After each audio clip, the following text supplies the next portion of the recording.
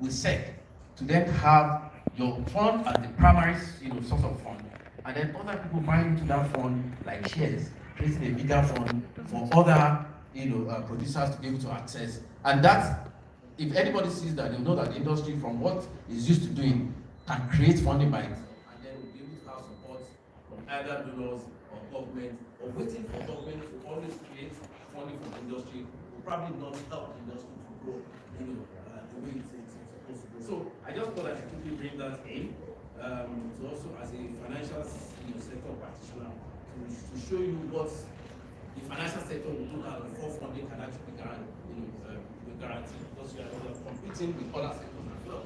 Nobody will, the banks will tell you that the funds they have are depositors' funds.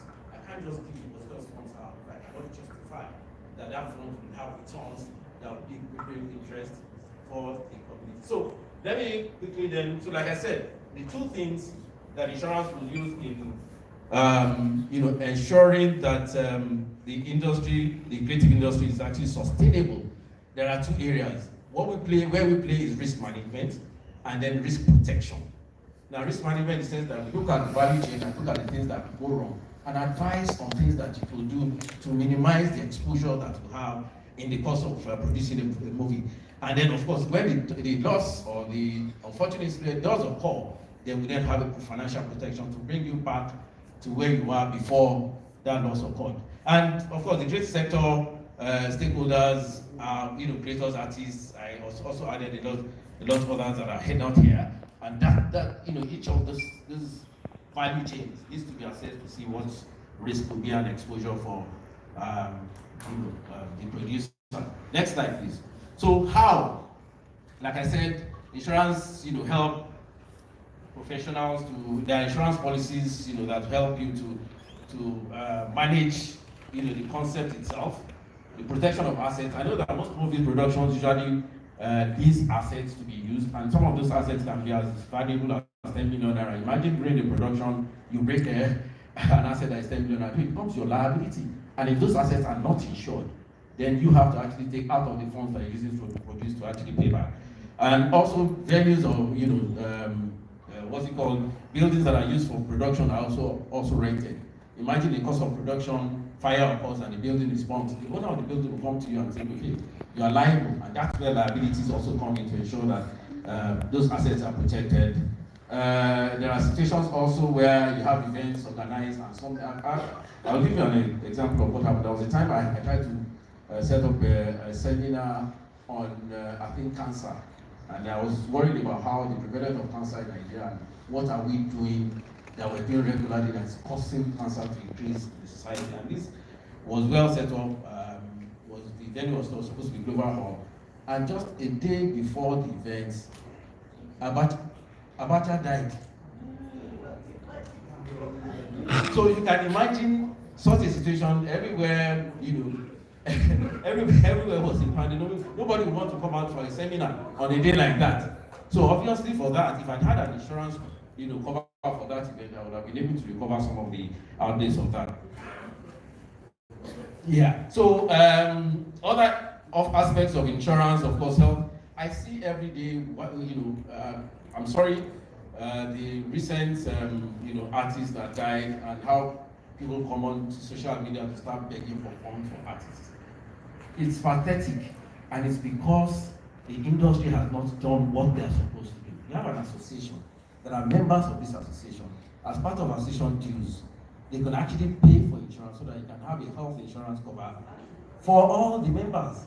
So that in case such a thing occurs, those members can then draw, the insurance company will come in and stand in place to pay for the medical requirements of this. And there are a lot of covers that the insurance sector has. They have critical illness, they have cancer covers, and the things that could actually benefit the association and members. Instead of whenever this occurs, they come onto the social media and start begging for funds. It's really not nice. So I think basically I would charge the association to try and put something in place to ensure that this this becomes a reality. So I know that Dr. Ibrahim was talking about creativity in terms of policies that we have for the industry, and we have this free producers indemnity, and has different sections of it. And we are working with DD to also be able to bring that out. And I can tell you that this can actually be obtained in the industry anytime you want anything like that. And it covers, nominated key cast and crew, where specific casts that that are valuable to the production. If anything happens to them, it can actually delay or impact on the production, and they can have a cover under that.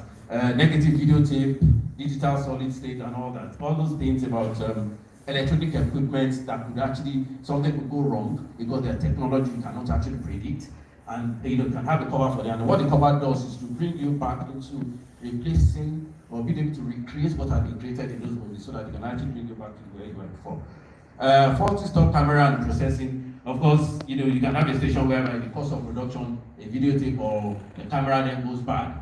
So with the cost that would make that you need to probably re-rent another one, while to be able to ensure that production continues, that cost would be borne if you had insurance on that. And then of course, hired film equipment, which I've said earlier on. Next slide. Props and sets as well. These are part of production process, and this can be part of the policy. Third-party property damage. What I said about the building that you rented going on fire. Employers that as a production company, you have a responsibility to your staff, and that is backed by law. If you employ about three people and above, you have a responsibility to your staff to create to have an employer's liability insurance for them, or create a fund that in case anything goes wrong in the course of the job they're doing, they're actually protected and compensated. And if you don't have that in place, if anything goes wrong and they sue you, the law will require you to actually pay them, because as long as they're earning from you, you must protect them. And the same thing goes for group life as well. There's a law that says that the pensions law requires you to have group life for all your staff or your production staff if you have at least 3 and above, and that is required. And so whenever you don't have that, and you have a situation where somebody dies and the family takes you to court, you have to pay. So and that's important. Public liability as well. So basically, representation is not long. It's just to say that we play a role in sustaining, of course, the production and creative industry. The most important thing is to actually take advantage of what we offer, and we are ready to partner with you to ensure that the sustainability of creativity is continuous, and ensure that the achievement that you achieve in terms of the global recognition you have achieved is something that continues, and we'll be able to support you for that. I always say that the African society still owes the world its uniqueness as a contribution to development. And I'm proud to say here that the entertainment industry, the music industry, and Nollywood had actually proven that right. When the music industry started booming is when they started using their local dialects to be able to create music, and then the world now recognizes that as a uniqueness from the African society. And I want to say that the entertainment industry had actually paved the way for other sectors to be able to do that and succeed. Thank you very much for this opportunity.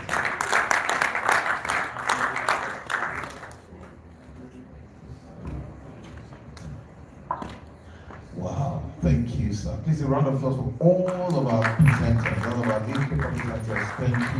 Thank you. Wow, this is great content. Okay, now it's that time where we now need to marshal, these papers, and I can assure you that we have panelists who are thoroughbred in this industry. Ladies and gentlemen, I'd like to hand over the mic to my old guy.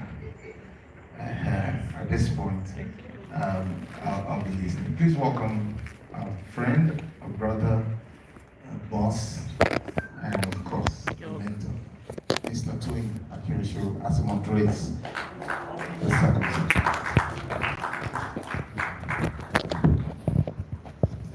Thank you, sir. Thank you very much. Good morning, everybody. Good morning. We came here briefly. After 12 now. We've had quite a bit of, not a bit, quite significant insights into how the industry works. And much of those insights have come from outside of the industry. From the investor perspective, from the funder's perspective, from the insurance perspective. Now I have a collection of